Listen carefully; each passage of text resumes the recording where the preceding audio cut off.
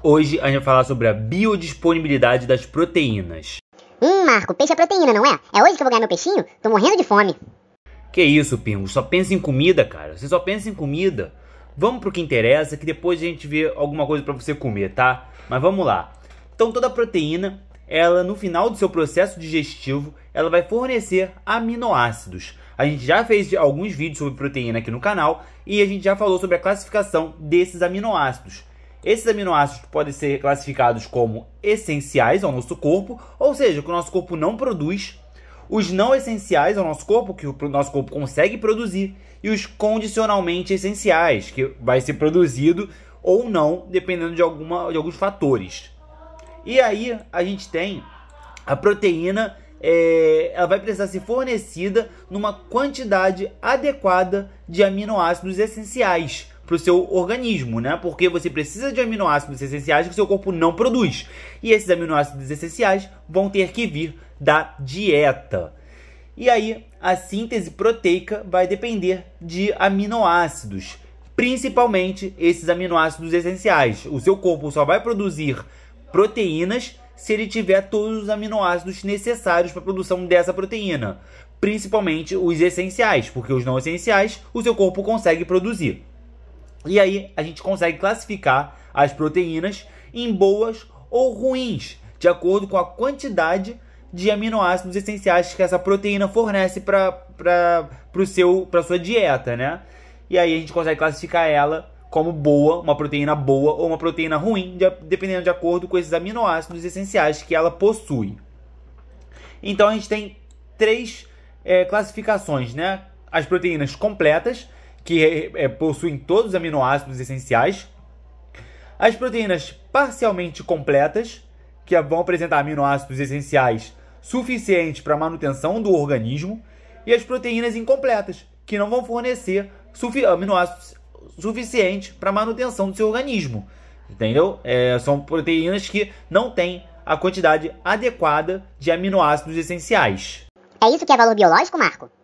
Não, Pingos, isso ainda não é valor biológico, isso daqui é a classificação das proteínas de acordo com os aminoácidos essenciais que elas vão fornecer.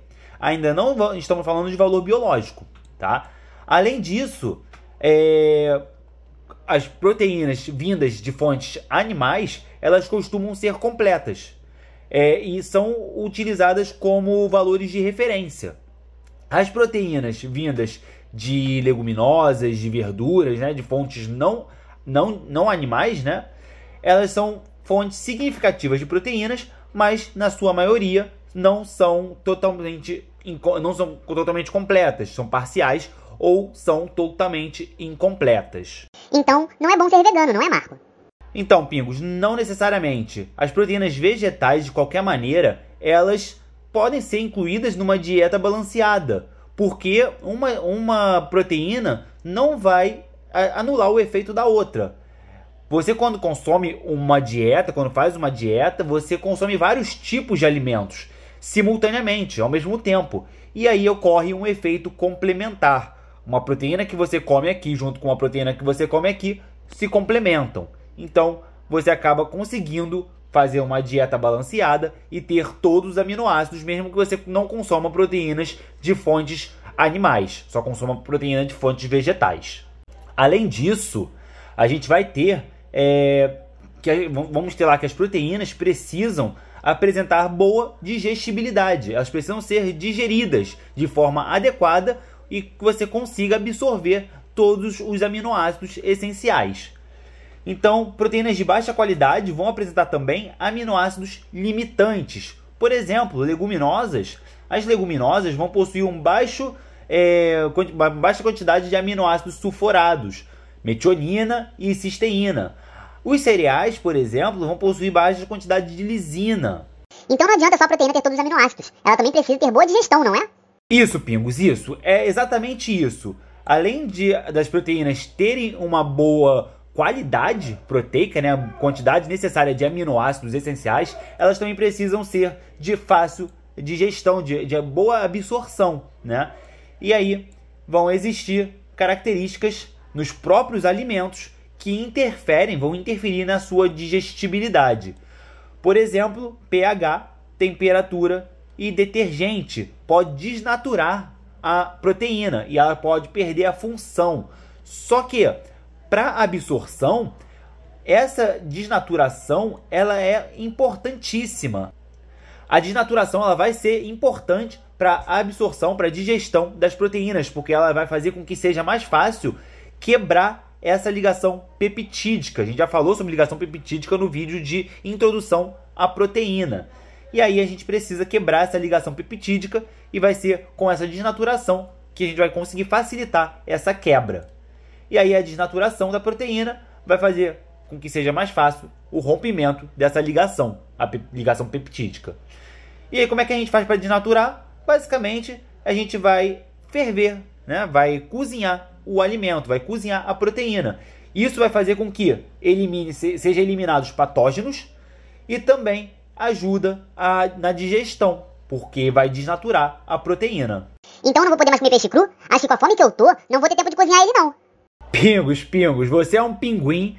Eu não sei te falar se você pode comer alimentos crus ou não. Creio que sim, na natureza você só come isso. Mas nós humanos precisamos que o alimento, que a proteína, seja cozinhado, né? Para a gente eliminar patógenos e facilitar a sua digestão. Além disso, os alimentos vão possuir compostos antinutricionais que vão interferir na digestão e absorção dessas proteínas. Proteínas vegetais, por exemplo, vão possuir inibidores de tripsina e quimotripsina. Alguns desses antinutrientes, eles vão poder ser, eles são termolábeis, ou seja, eles podem ser destruídos quando são aquecidos, quando esse nutriente é aquecido. O ovo, o leite, por exemplo, né, que são proteínas animais, elas também vão apresentar inibidores de proteases. Só que esses antinutrientes eles são inativados com o calor. E aí você com calor, aquecendo esses alimentos, você consegue fazer com que ele seja de mais fácil digestão. Melhorar a absorção deles pelo seu organismo. E aí também temos a alteração química. Alterações químicas como pH alcalino, ele pode afetar a digestibilidade. E altas temperaturas podem torrar os aminoácidos. Por exemplo, um bife que você botou lá para fazer e esqueceu no forno, ele vai ficar torrado e vai destruir esses aminoácidos. E aí é fácil avaliar a proteína, né, se ela é boa ou ela é ruim. Porém, avaliar o seu valor biológico, ou seja, a biodisponibilidade dessa proteína. O que é biodisponibilidade? O quanto o corpo consegue aproveitar de aminoácidos, né, para síntese de síntese dentro do seu corpo, de síntese endógena, é muito difícil, é muito complexo. A FAO e a OMS, lá em 1991, definiu que a qualidade das proteínas seria caracterizado pelo PDCAA. O PDCAA, que é o Protein Digestibility Corrected Amino Acid Score, ele traz, né, uma forma de você avaliar essa proteína, de acordo com a sua biodisponibilidade. Como é que é feito esse cálculo, né? Vamos entender passo a passo. O primeiro passo desse cálculo é encontrar o aminoácido limitante no alimento estudado. Vamos supor lá a soja. A soja, ela tem 30 mg por grama de soja de histidina. O aminoácido histidina, pela FAO, né, a gente precisa de 19 gramas de histidina. A soja tem 30 mg de histidina. A gente precisa de 19 mg de histidina diários. E aí a equação que a gente faz é 30 mg por grama de histidina divididos por 19, que é o valor recomendado, miligramas. Ou seja, o score químico da soja é de 1,58. Olha o cálculo aqui, ó. Score químico, quando ele é maior que 1, ele vai atender a recomendação da FAO. Se o score químico é igual a 1, ele vai ser igual à recomendação da FAO. Se ele é menor do que 1, esse score químico, ele é menor do que a recomendação da FAO. Então, ele seria o aminoácido limitante. Aqui, por exemplo, ó, a gente tem aqui alguns aminoácidos. Por exemplo, o ovo em pó, carne bovina. A carne bovina, por exemplo, tem 38,10 de histidina. A gente precisa de 19 de histidina, né? E assim por diante. A gente faz o cálculo com todos os aminoácidos essenciais do alimento em questão, e aí a gente escolhe o que tem seu menor score químico. Por exemplo, se o menor score químico da soja é a histidina, a gente vai usar a histidina como valor padrão, valor base, valor referente do score químico. Mas esse cálculo só está avaliando os aminoácidos, não é, Marco? Não está avaliando a digestibilidade, não é? Exatamente, Pingos, exatamente. Isso daqui, esse cálculo aqui só está avaliando o seu aminoácido, né? O aminoácido como limitante. Não está avaliando a sua digestibilidade. É isso que a gente vai ver agora, o segundo passo. É aqui que vai entrar os PDCAA. O PDCAA, né? Ele vai ser definido como aminoácido de menor score vezes a digestibilidade verdadeira desse aminoácido. Como é que a gente descobre a digestibilidade verdadeira? Aminoácido ingerido menos o aminoácido desse aminoácido que a gente ingeriu, quanto desse aminoácido vai ser excretado pelas fezes, e além disso a gente também vai ser excretado aminoácidos endógenos pelas fezes. Então a gente vai fazer o aminoácido excretado menos aminoácidos endógenos excretado, e aí a gente vai diminuir do aminoácido ingerido. Exemplo, triptofano. Vamos supor que a gente tenha um alimento lá com triptofano de 9 mg por grama. O EQ é igual a 9 mg por grama de triptofano divididos por 11, que é a recomendação da FAO. 11 mg por grama de triptofano.